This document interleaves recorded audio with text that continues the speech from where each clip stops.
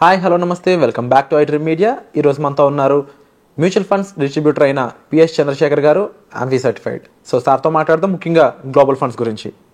నమస్తే సార్. నమస్తే అండి. సార్, అసలు గ్లోబల్ ఫండ్స్ అనేవి ఏ విధంగా ఉంటూ ఉంటాయి అండ్ తప్పకుండా గ్లోబల్ ఫండ్స్లో ఇన్వెస్ట్ చేయడం అనేది ఎంతవరకు కరెక్ట్ అంటారు? దానివల్ల లాభాలు ఉన్నాయా, ఉంటే ఏమిటి? విరాట్ గారు, ఇప్పుడు మ్యూచువల్ ఫండ్స్లో నార్మల్గా ఇన్వెస్ట్ చేస్తుంటారు సార్. మనం చాలా ఏఎంసీస్ ఉంటాయి, చాలా ప్లాన్స్ ఉంటాయి. ప్రతి ఒక్క ఇన్వెస్టర్స్ ఇన్వెస్ట్ చేస్తుంటారు, ఎస్ఐపి రూపంలో లేకపోతే లంసమ్ రూపంలో ఇన్వెస్ట్ చేస్తుంటారు. సో ఈరోజు మనం మాట్లాడుకునేది ఏంటంటే, ఒక ఇన్వెస్ట్మెంట్, ఒక ప్లాన్, ఒక లార్జ్ క్యాప్ అన్నా, ఒక మిడ్ క్యాప్ అన్నా, స్మాల్ క్యాప్ అనుకుంటే వాళ్ళు ఒక 30 to 40 స్టాక్స్ అనేది సెలెక్ట్ చేస్తారు. ఒక ఫండ్ మేనేజర్ సెలెక్ట్ చేసి ఒక ప్లాన్ క్రియేట్ చేస్తారు. ఆ 30 to 40, 50 కంపెనీస్ అనేది డొమెస్టిక్ మార్కెట్ ఇండియన్లో ఏదైతే కంపెనీస్ ఉన్నాయో దాంట్లో సెలెక్ట్ చేసి పెడుతుంటారు, రైట్? సో అది ప్లాన్, అలాగే ఇన్వెస్ట్ చేస్తుంటారు. ఇప్పుడు మనం మాట్లాడుకునేది global investment funds, international funds. So ఇక్కడ ఏంటంటే సార్, జనరల్గా ఇండియన్ ఇన్వెస్టరు ఇక్కడ నుంచి ఉండి మన ఫారిన్ కంపెనీస్ ఏదైతే యూనిక్ కంపెనీస్ ఉంటాయో దాంట్లో కూడా ఇన్వెస్ట్ చేసే ఒక ఫీజిబిలిటీ అనేది ఉంది ఈ ఏఎంసీస్ నుంచి.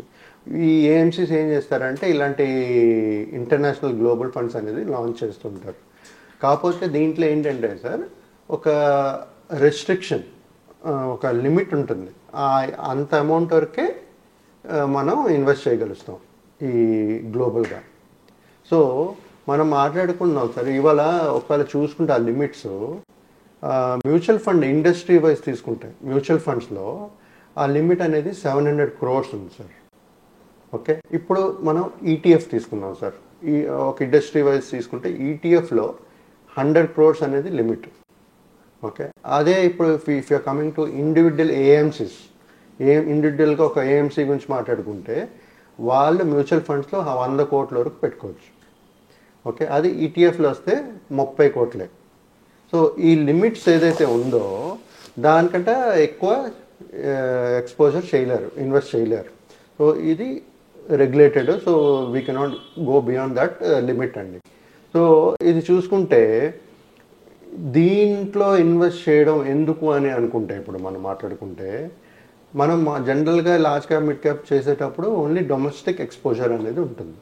ఇక్కడ గ్లోబల్ ఫండ్స్ వచ్చేటప్పుడు ఒక యూనిక్ కంపెనీస్ ఏదైతే మనం చేయలేకపోతున్నామో ఫారిన్లో ఉండేది, యూఎస్లో కానీ లేకపోతే ఇంకేదైనా కంట్రీస్లో, అలాంటి కంపెనీస్లో కూడా మనం ఇన్వెస్ట్ చేయగలుగుతాం. బట్ అక్కడ రెగ్యులేటెడ్ ఏంటంటే ఒక లిమిట్ ఉంటుంది, ఆ అమౌంట్ బియాండ్ ఇన్వెస్ట్ చేయలేరు వీళ్ళు. ఓకే, సో దీంట్లో ఇన్వెస్ట్ చేయడం వల్ల అడ్వాంటేజ్ ఏంటంటే, ఒకటి సార్, ఫస్ట్ మెయిన్ మనకి ఎక్స్పోజర్, గ్లోబల్ కంపెనీస్ ఎక్స్పోజర్ అనేది మనకి బెనిఫిట్ కనబడుతుంది ఇక్కడ. అది కాకుండా మనం ఎప్పుడు డైవర్సిఫికేషన్ గురించి మాట్లాడతాం. లైక్ కొంతమంది అంటారు లార్జ్ క్యాప్లో కొంత పెట్టుకోండి, కొంత మిడ్ క్యాప్లో పెట్టుకోండి, కొంత స్మాల్ క్యాప్లో కొన్ని, కొంతమంది మల్టీ అసెట్లో పెట్టుకోండి అంటారు. అంటే డైవర్సిఫికేషన్ చేయడానికి ట్రై చేస్తున్నాం మనం, right, within Indian market. ఇక్కడ ఏంటవుతుంది, మీ diversification is going global.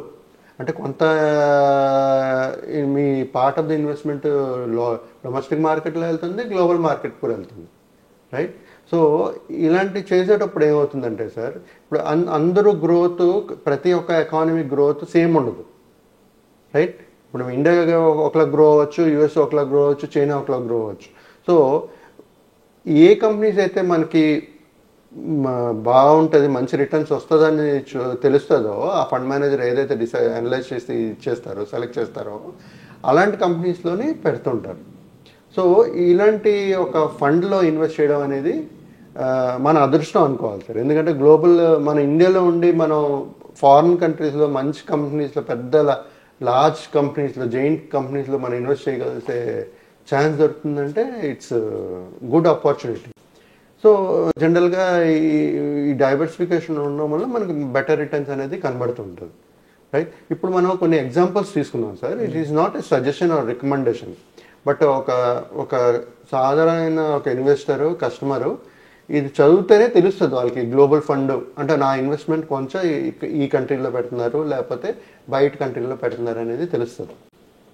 So అది తెలియడానికి ఒక 2-3 చెప్తాను సార్ నేను. ICICI Prudential US blue chip equity fund అంటే యుఎస్ కంట్రీ కంపెనీస్లో పెడతారు. So next SBI Magnum global fund, అది సమ్ అదర్ కంట్రీస్లో ఇన్వెస్ట్ చేస్తుంటారు. అలాగే Aditya Birla Sun Life international equity fund. So examples ఈ మూడు తీసుకున్నాను సార్ నేను. అంటే జనాలకి చదువుతున్నప్పుడు అవగాహన రావడం, ఇంటర్నేషనల్ గ్లోబల్ అనే వర్డ్ వాడుతున్నారు వాళ్ళు. సో వాళ్ళకి తెలుస్తుంది అనమాట, అంటే ఈ ప్లాన్లో మన ఇన్వెస్ట్మెంట్స్ గ్లోబల్ వేరే కంట్రీలో ఇన్వెస్ట్ చేస్తున్నారు అనేది, కంపెనీస్లో ఇన్వెస్ట్ చేస్తున్నారని తెలుస్తుంది. సో జనరల్గా ఏంటంటే సార్, ఇప్పుడు ప్రతి ఒక్కరు ఇన్వెస్టరు ఈ గ్లోబల్ ప్రతి ఒక్కరు ప్రిఫర్ చేయరు. కొంతమంది ప్రిఫర్ చేయొచ్చు, వాళ్ళు డిపెండింగ్ ఆన్ దేర్ ట్రస్ట్ అన్నమాట. అంటే ఆ నమ్మకం ఉండాలి, ఆ కంపెనీస్ బాగా చేస్తుంది, యూఎస్ కంపెనీస్ బాగా చేస్తుందని. కొంతమంది ఎమోషనల్గా చేయరు, అంటే నేను ఇండియన్ కదా, నేను ఇండియన్ కంపెనీస్లోనే పెట్టి చేయాలనుకుంటారు. So depending on their investors sir. కానీ మనకి ఇలాంటి గ్లోబల్ ఫండ్స్, ఇంటర్నేషనల్ ఫండ్స్ మనకు లాంచ్ చేసేటప్పుడు మనకు ఒక ఫీజిబిలిటీ, ఒక ఛాన్స్ అనేది ఉంటుంది. ఈ గ్లోబల్ ఎక్స్పోజర్లో ఇన్వెస్ట్ చేసే ఛాన్స్ చూసుకుంటే ఇలాంటి ఫండ్స్ కూడా ప్రతి ఒక్క కస్టమర్కి నేను చెప్పేది ఏంటంటే, ఇలాంటి గ్లోబల్ ఫండ్స్, ఇంటర్నేషనల్ ఫండ్స్ ఒకసారి ఎక్స్ప్లోర్ చేయండి. వాళ్ళ పోర్ట్ఫోలియో ఉంటుంది, ప్రతి ఒక్క ప్లాన్కి ఒక పోర్ట్ఫోలియో ఉంటుంది. దాంట్లో చూసుకుంటే ఏ కంపెనీలో పెట్టారనేది తెలుస్తుంది. దాన్ని బట్టి ప్రతి ఒక్క ఇన్వెస్టర్ డిసైడ్ చేసుకోవచ్చు, ఇక ఈ ఫండ్లో పెడదామా, ఎక్కడ పెడదామా ఏంటి అనేది డిసైడ్ చేసుకుని వాళ్ళ ఇన్వెస్ట్మెంట్ స్ట్రాటజీ అనేది ఒక డిజైన్ చేసుకుని ముందుకెళ్ళాలి సార్. Wonderful sir. అండ్ ముఖ్యంగా ఈ ఫండ్స్ అనేవి డెవలపింగ్ కంట్రీస్లో ఉన్న కంపెనీస్లో ఇన్వెస్ట్ చేయడంతో ఉండడం వీటి ప్రథమ లక్షణం.